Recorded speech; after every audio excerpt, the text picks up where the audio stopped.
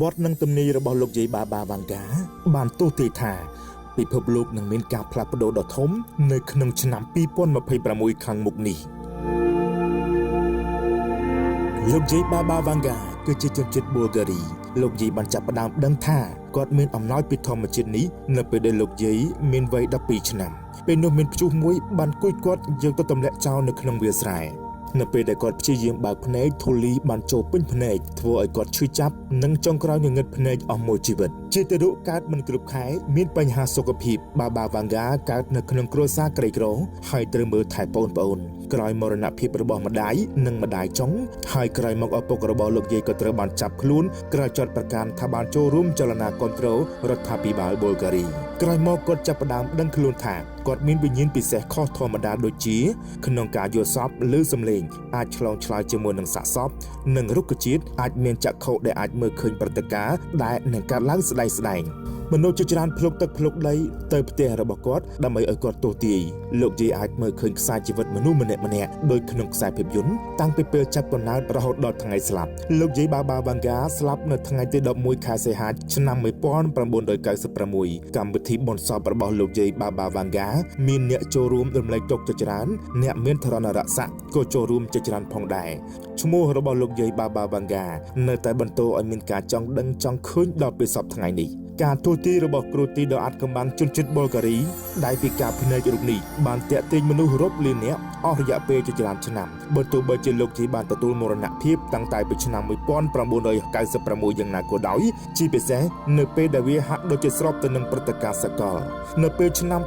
2026ខិតជិតមកដល់ហើយនេះរលកថ្មីនៃការទូទាយរបស់លោកយាយបាបាវ៉ាន់កាកំពុងតាក់ទាញចំណាប់អារម្មណ៍ម្ដងទៀតទៅនឹងក្រសែភ្នែកមហាជនតើទំនាយរបស់លោកយាយបាបាវ៉ាន់កានៅឆ្នាំ2026នេះមានអ្វីខ្លះតំណែងតំណងមនុស្សក្រៅភពការទស្សន៍ទាយដែលគេនិយាយច្រើនជាងគេបំផុតរបស់លោកយាយបាបាវ៉ាន់កាសម្រាប់ឆ្នាំ2026គឺមនុស្សអាចជួបនឹងភាវៈមានជីវិតមកពិភពមួយផ្សេងទៀតអ្នកខ្លះជឿថាយានអវកាសដ៏ធំអាចចូលចតមកជិតផែនដីក្នុងខែវិច្ឆិកាឆ្នាំ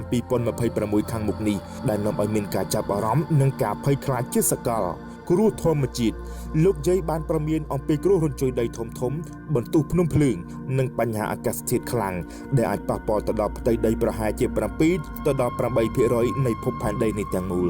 ជាមួយទៅនឹងគ្រោះមហន្តរាយថ្មីដែលបន្តកើតមានឡើងនៅជុំវិញពិភពលោកមនុស្សជាច្រើនជឿថាការព្យាករណ៍នេះវាអាចคล้ายទៅជាការពិតសង្គ្រាមនិងចំនួនជាសកលកើតមានឡើងមានការព្រួយបារម្ភបំផុតអំពីការទស្សន៍ទាយរបស់លោកយាយគឺការអះអាងថាសង្គ្រាមលោកលើកទី3នឹងចាប់ផ្ដើមនៅឆ្នាំ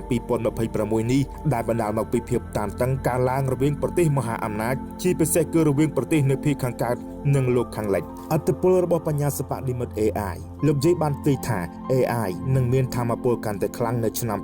2026នេះដោយបានកាន់កាប់ការងារជាច្រើននិងបង្កើតក្តីព្រួយបារម្ភអំពីសិលធម៌និងសុវត្ថិភាពសម្រាប់មនុស្សការរីកចម្រើនខាងវិទ្យាសាស្ត្រអ្នកវិទ្យាសាស្ត្រអាចនឹងបោះជំហានឆ្ពោះទៅរកការបង្កើតសរីរាង្គសំយោគដូចជាបេះដូងឬក៏ថ្លើមជួយឲ្យខិតជិតការទស្សន៍ទាយរបស់លោកយាយថាការបង្កើតសរីរាង្គបែបនេះនឹងក្លាយទៅជារឿងធម្មតានៅឆ្នាំ2046របបកំហើញផ្នែកវិទ្យាសាស្ត្រការធ្វើតេស្តឈាមថ្មីអាចនឹងមាននៅឆ្នាំ2026ខាងមុខនេះដែលអាចរកឃើញប្រភេទផ្សេងនៃជំងឺមហារីកនៅដំណាក់កាលដំបូងនេះមានន័យថាគ្រូពេទ្យអាចរកឃើញជំងឺមហារីកបានឆាប់ព្យាបាលវាលឿនជាងមុននិងជួយសង្គ្រោះជីវិតបានកាន់តែច្រើនបញ្ហាសេដ្ឋកិច្ចពិភពលោកក៏អាចប្រឈមមុខទៅនឹងបញ្ហាហិរញ្ញវត្ថុនៅឆ្នាំ